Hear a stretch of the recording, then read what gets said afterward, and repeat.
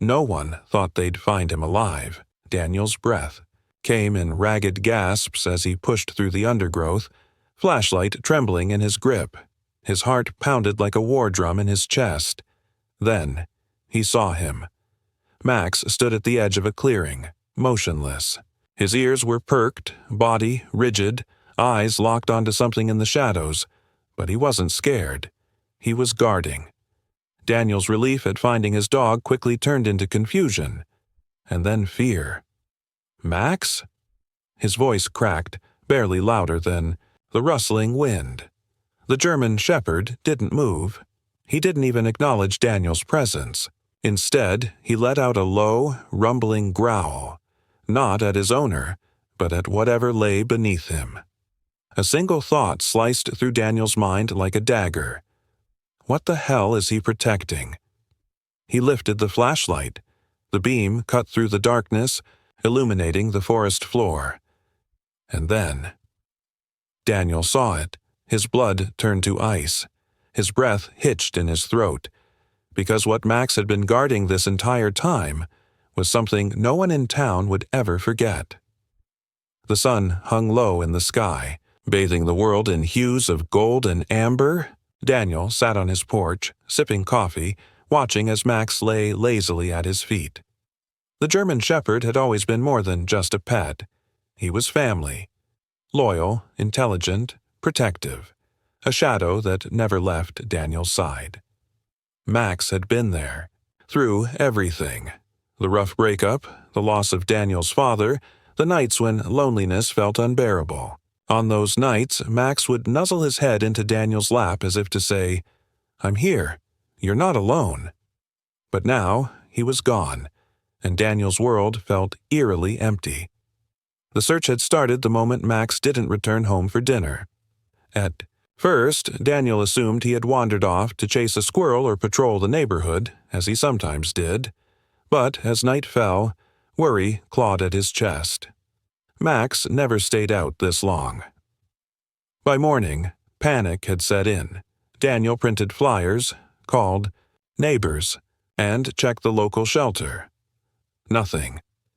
His heart sank when he thought of the dense forest bordering the town, the one place Max would never go alone, or so Daniel thought. With each passing hour, the silence of the empty house became unbearable. The click of Max's nails on the hardwood floor, the jingle of his collar, gone. It was as if the very soul of the house had vanished. "We'll find him," said Lisa, Daniel's childhood friend and the town's local vet.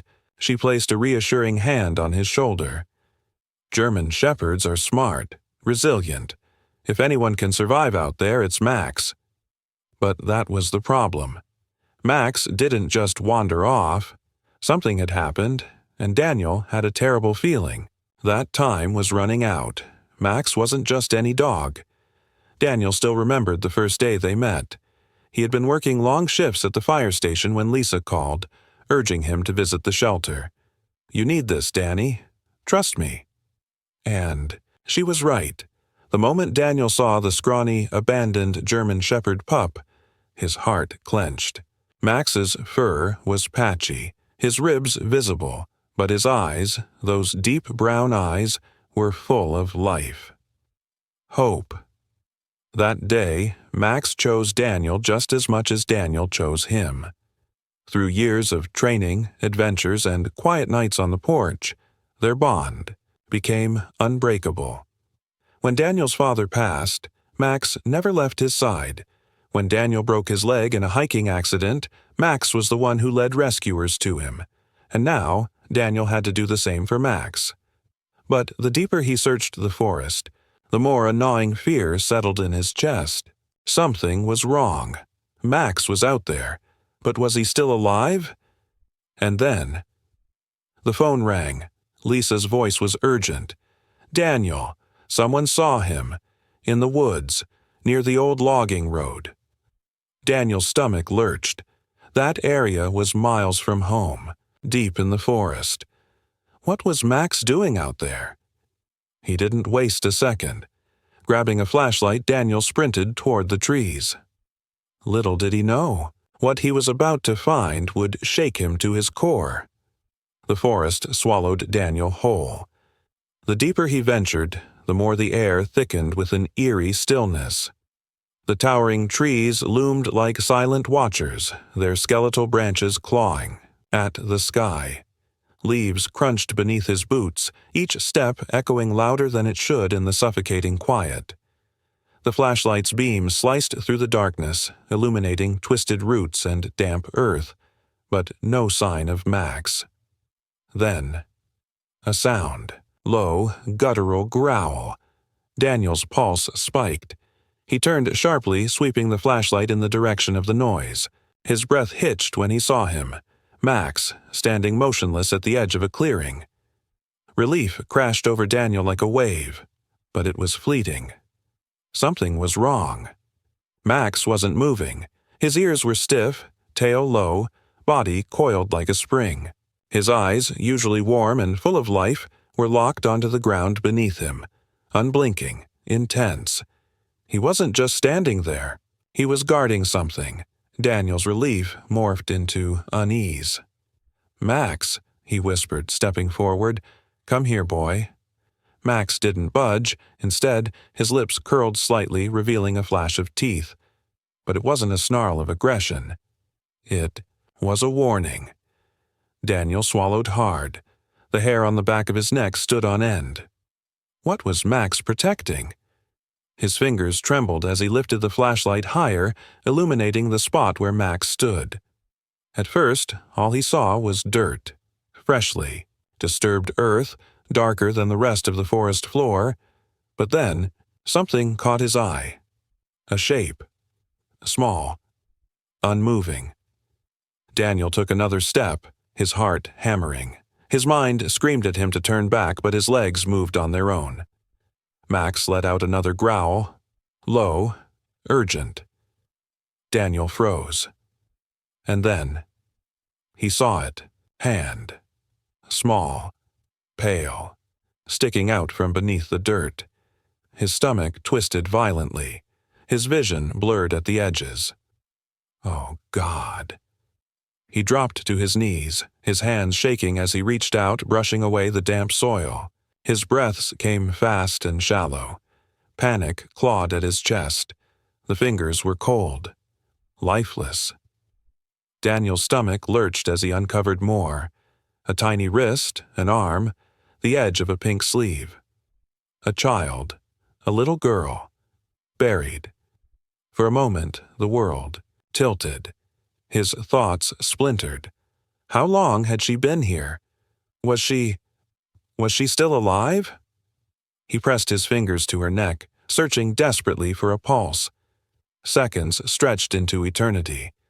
The forest held its breath. Then, faint, barely there. But there. A pulse. She was alive. Daniel gasped, his hands flying to clear more dirt, careful yet frantic. His brain fought to process what was happening. Who was she? How did she end up here? Who had done this? And why had Max been standing guard over her this whole time? Danger in the darkness. Daniel's fingers worked quickly, freeing the girl from the shallow grave. She was tiny, no older than 6, her blonde hair matted with dirt.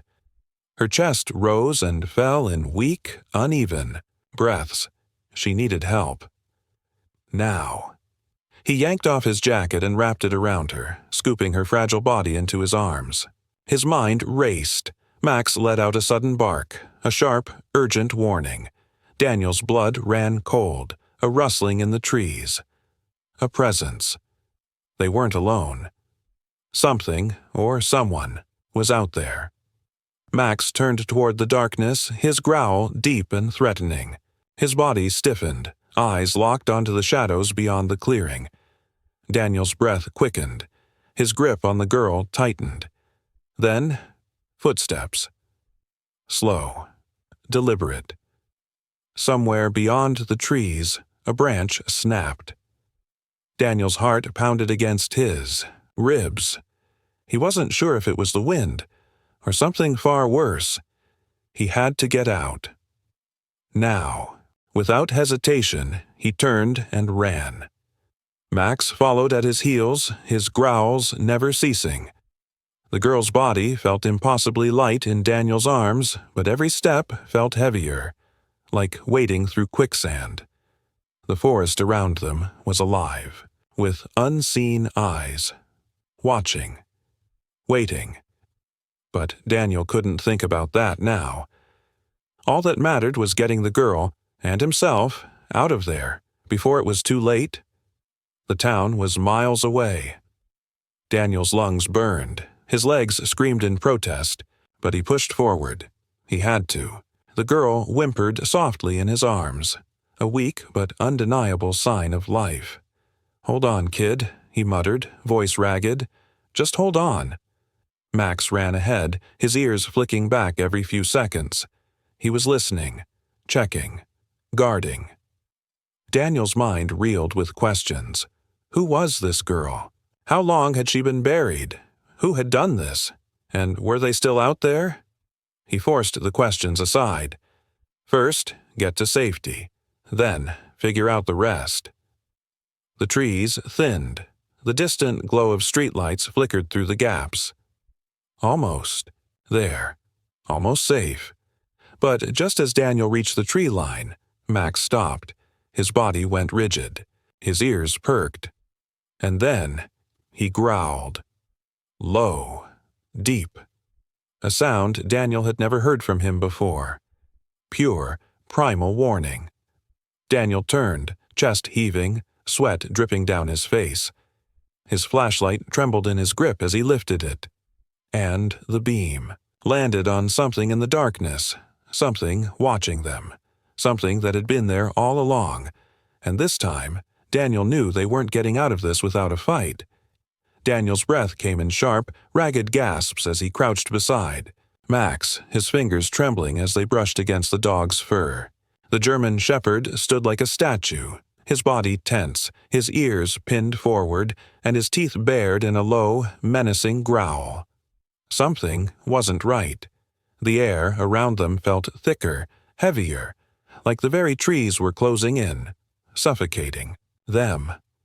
Then he heard it, a sound so faint, so chilling that it sent a cold spike of fear through Daniel's chest. Crunch. A footstep. Somewhere in the darkness, beyond the reach of his flickering flashlight, someone was there. Max's growl deepened. His muscles coiled like a spring, his stance rigid. Daniel's fingers clenched into a fist. His pulse pounded against his skull. Slowly, he turned his flashlight towards the trees. The beam swept across the tangled undergrowth, illuminating the twisted roots and skeletal branches. The silence stretched, the weight of unseen eyes pressing against him. Then, movement. A shadow shifted between the trees. Daniel's breath hitched, not an animal, not the wind, a figure. Someone was watching them. Max let out a warning bark, sharp and guttural, the fur along his spine bristling. Daniel took an involuntary step backward, his heart slamming against his ribs. Then the figure moved closer. A slow, deliberate step forward, boots sinking into the damp earth. Daniel tightened his grip on the little girl in his arms, every nerve, screaming at him to run, but he couldn't, not yet. The beam of his flashlight trembled as it climbed upwards, revealing more, tattered clothing, caked in dried mud. A hunched posture, deliberate and unhurried. And then, the face. Or at least, what little of it Daniel could see beneath the deep hood that concealed most of his features. But the mouth was smiling, a slow, eerie grin that curled in the dim light, stretching far too wide, revealing yellowed teeth beneath cracked lips. Daniel's stomach twisted. Something was deeply, deeply wrong with this man. The stranger lifted his chin slightly, his voice coming in a rough, gravelly whisper. "Put her down. The man in the woods." The words slithered into Daniel's ears. Like ice, Max stepped forward, placing himself protectively between Daniel and the man, His lips peeled back in a snarl. Daniel tightened his grip on the child, his throat dry. "Who are you?" His voice was hoarse, barely above a whisper. The man didn't answer. He simply took another step forward. Daniel's fingers twitched, his mind racing through 1,000 questions. Who was he? Was he the one who buried the girl? Had he come back to finish what he started? Daniel's pulse roared in his ears. His hands were slick with sweat. Max let out another low, warning growl, but the man didn't react. Instead, his head tilted slightly, as if amused. "You shouldn't be here," the man murmured. "She wasn't meant to be found." Daniel's blood turned to ice. There it was, the unspoken confirmation. This wasn't an innocent wanderer. This wasn't a misunderstanding. This was the man who left her to die. And now he wanted her back. Daniel felt the girl's small body shiver against his chest, over my dead body. He took a slow, careful step backward. Max's growling grew louder, his body taut with aggression. But the man didn't move, didn't blink, just kept smiling. And then he moved, fast, too fast. A blur of motion, a flash of metal, a knife. Daniel's heart stopped. The attack Max reacted first. A deep, feral snarl ripped from his throat as he launched himself forward. Pure instinct, pure protection. The man barely had time to react. Max's powerful body collided with his chest, knocking him back. The knife sliced through the air, just missing Daniel's arm. Daniel stumbled backward, clutching the girl, his mind reeling. The man hit the ground with a grunt, struggling beneath Max's weight. But his strength was unnatural. He shoved at the dog with brutal force, wrenching himself free. And then, before Daniel could react, the knife flashed downward. A sharp, wet yelp tore through the night. Daniel's world cracked open. "Max!" Max cried. Out. Daniel's entire body froze. For a split second, the world stood still. Then, Max collapsed. Blood, dark, thick, spreading. "No!"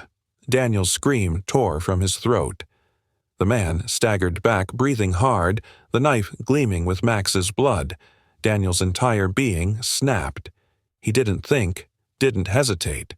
With a surge of pure rage, he lunged. His fist connected, hard with the man's jaw, sending him sprawling. The knife skittered into the dirt. Daniel grabbed it, his hands shaking, his vision blurring with fury and terror. He wanted to end this, right now. But then, a sound. A growl. Weak. Pained. But alive. Daniel's gaze snapped toward Max. The dog was struggling to stand, his body swaying, his breaths ragged. But his eyes, those fierce, unwavering eyes, were still locked onto the man. Even bleeding, even hurt, Max was still protecting them. The man groaned, his head lolling to the side. Daniel had seconds. He grabbed the girl and ran. Daniel's legs burned as he sprinted through the trees. The girl clutched tightly against his chest. His breath came in harsh gasps, his lungs screaming. Behind him, footsteps. The man was chasing them. Daniel pushed. Harder, faster, his pulse hammering. Max. He needed Max. But the dog was injured. He couldn't fight. Couldn't. A low, guttural snarl echoed behind him. Daniel's breath caught. Max. Max was still coming, bleeding, limping, but still running, still protecting. And Daniel wasn't going to let that be in vain. His eyes locked onto a distant glow. Headlights, a road, salvation. His legs burned as he forced himself forward. The man's footsteps gained. Then, a sudden weight crashed into him. Daniel hit the ground hard, the impact knocking the wind from his lungs. The girl screamed. He twisted. The man was on top of him. A flash of metal. Daniel raised his arm just in time. The knife sliced across his forearm, pain exploding through his nerves. A cry tore from his lips. And then, a snarl, a blur of fur and fury. Max. He hit the man like a freight train, sinking his teeth deep. The man howled. Daniel didn't wait. He grabbed the girl and ran, ignoring the pain searing his arm. The headlights were closer now. Voices, shouting, "Help!" They burst from the trees onto the road. Daniel nearly collapsed, his legs barely holding him upright. A car skidded to a stop, and then darkness. Fading into darkness. Daniel's legs wobbled, his body on the verge of collapse as the world around him blurred into streaks of light and shadow. The car that had skidded to a stop in front of them felt like a distant mirage. Max stood beside him, panting heavily, his fur matted with blood. His body swayed, but his eyes, those fierce, loyal eyes, never left the tree line. The man in the woods was still out there, still watching, still waiting. Daniel could feel it, a presence lurking just beyond the headlights' glow. Then, movement. A shadow darted between the trees, a fleeting glimpse of a tattered figure. The man wasn't giving up. Daniel's breath hitched. His mind screamed at him to move, to run again, but his legs refused to obey. His strength was gone, drained by fear, by exhaustion, by the sheer weight of the nightmare that refused to end. A door slammed. Boots thudded against gravel. A deep voice, sharp with concern. "Hey, you okay?" Daniel barely registered the man standing before him, a rugged-looking driver, his face etched with worry. He tried to speak, to warn him, but his voice came out in a rasp. "The woods," he managed, his throat dry. "He's in the woods." The driver frowned, glancing towards the trees. "Who?" Before Daniel could answer, a blur, a horrible, inhuman shriek tore through the night as the man from the woods lunged forward. The driver barely had time to react before the man crashed into him, sending them both sprawling onto the pavement. Daniel staggered backward, clutching the girl tightly. Max snapped to action. Despite his wounds, the German shepherd launched himself forward, his jaws clamping down on the man's arm. A scream, raw and guttural, ripped through the air. But the man didn't stop, didn't even hesitate. With terrifying strength, he wrenched his arm free, sending Max tumbling. Daniel's heart clenched. Max couldn't take another hit. The driver scrambled back, gasping, his face twisted in pain. Blood dripped from his temple where his head had slammed against the ground. But the man, the thing, in the woods wasn't finished. His eyes, wild, gleaming with something unnatural, snapped towards Daniel. He took a step forward, then another. Daniel could barely breathe. And then, bang! A gunshot rang out. The man jerked backward, clutching his shoulder. Daniel's head snapped to the side. The driver, now holding a pistol with shaking hands. "Stay the hell back!" he roared. For the first time, the man faltered. His smile twitched. His body stiffened. Then he laughed, low, hoarse, inhuman. Daniel's blood ran cold. The man grinned wider, despite the bullet wound. Then, slowly, he turned and walked back into the trees. The darkness swallowed him whole, leaving nothing but silence. Daniel collapsed onto the pavement, his entire body trembling. The little girl whimpered in his arms, her fingers curling into his shirt. Max limped toward him and pressed his head against Daniel's chest, letting out a weak but reassuring whine. The driver exhaled sharply, keeping his gun aimed at the tree line. His hands were still shaking. "What the hell was that?" he muttered. Daniel swallowed hard, his throat dry as sandpaper. "I don't know," he admitted, "but I don't think this is over." The driver nodded grimly. "We need to get you to a hospital." Daniel hesitated. His wounds weren't the priority. His mind was still reeling, still trying to process what just happened. And the biggest question remained unanswered. Who was that man? And why had he been so fixated on the girl? The girl's secret drive to the hospital was a blur. Emergency lights, the smell of antiseptic, voices, concerned faces. Daniel barely registered any of it. His arm was bandaged, his wounds treated. Max was checked by a veterinarian. He'd survive. But the girl, she hadn't spoken. Not a single word.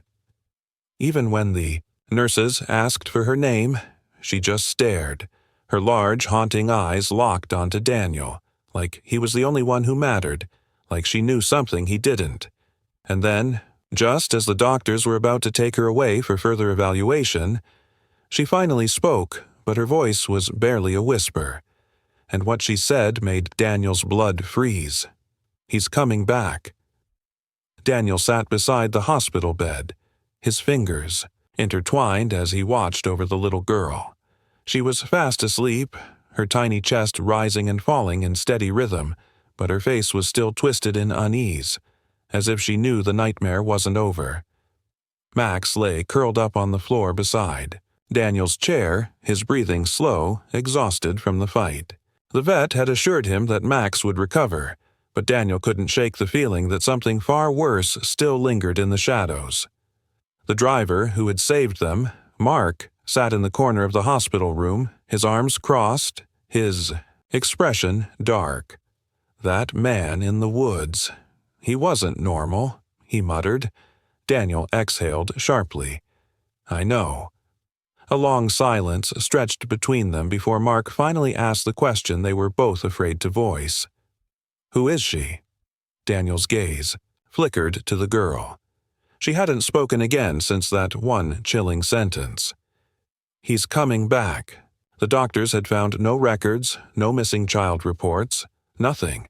It was as if she had simply appeared out of nowhere, and that meant something else was missing, something that neither Daniel nor Mark could yet understand. The name. She whispered. Cold wind rattled against the hospital windows. Then, in the dead silence of the room, the girl's eyes snapped open. Daniel straightened instantly, his pulse spiking. Her gaze locked onto him wide and glassy, but this time there was something else, a deep, heartbreaking sorrow. And then, in a voice barely above a whisper, she said a name. Elias. Daniel froze. Mark leaned forward. Who's Elias? The little girl's lip quivered. She gripped the hospital blanket with tiny, trembling fingers. Then, tears filled her eyes. Daniel felt his chest tighten. Is that the man from the woods? He asked gently. She gave a small, hesitant nod. Mark exchanged a glance with Daniel. We need to find out who this guy is. Daniel knew he was right, but his gut told him that knowing the truth wouldn't bring them peace. It would bring more terror. Digging into the past. The next day, Mark pulled every string he could with his law enforcement contacts. After hours of searching, they finally found something, or rather, someone. Elias Grant. A man who had once lived near the edge of the very forest where Daniel had found the girl. But there was one problem. Elias Grant had been dead for 10 years. The hearer they never expected. Daniel's throat went dry as he stared at the report. 10 years ago, Elias had lost his wife and daughter in a tragic accident. Some claimed it had driven him mad. Others said he had simply disappeared into the forest one night and was never seen again. Until now. Until last night. Until he tried to take the girl. Daniel's grip tightened on the papers in his hands. That man wasn't a ghost. He bled. He felt pain. Mark nodded, his jaw clenched. But how the hell is he still alive after all these years? A soft voice broke the silence. Because he's not human anymore. Both men turned. The girl was sitting, up in bed, her hands clutching the blanket. Her next words sent ice through Daniel's veins. He made a deal to bring his daughter back. But now, he thinks I'm her. That night, Daniel couldn't sleep. Max lay beside him in the hospital room, occasionally shifting in his sleep, ears twitching at unseen sounds. Mark had left, promising to look into the deeper mysteries surrounding Elias Grant. The little girl had fallen asleep, but Daniel couldn't shake her words from his mind. Then, the lights flickered, a chill seeped into the air, Max's ears perked. A low growl rumbled in his throat. Daniel's breath hitched. He reached for the flashlight on the table, gripping it tightly. Then, tap, tap, tap. His blood ran cold. The sound came from the hospital window. Slow, deliberate.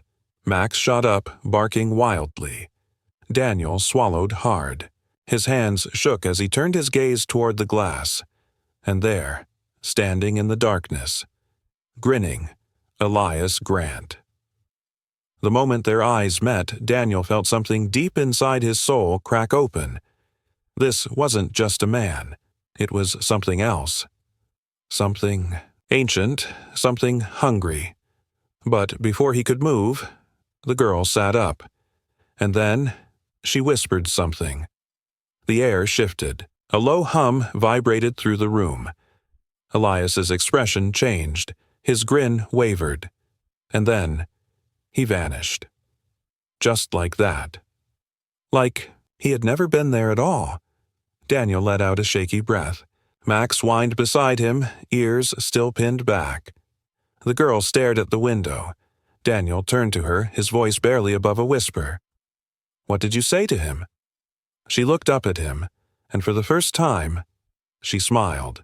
"I told him to let go." Days passed. The girl was placed in protective custody, but Daniel knew he would never forget her. Max made a full recovery, his loyalty and bravery now legendary among the hospital staff. Mark continued his research, but Elias Grant's existence remained a mystery. One thing was certain. Some things weren't meant to be understood, and some deals were never meant to be made. Max wasn't just a dog. He was a guardian, a protector.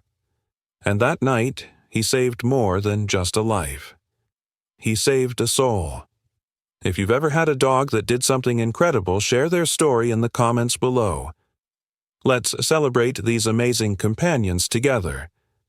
And remember, not all lost souls are meant to be found.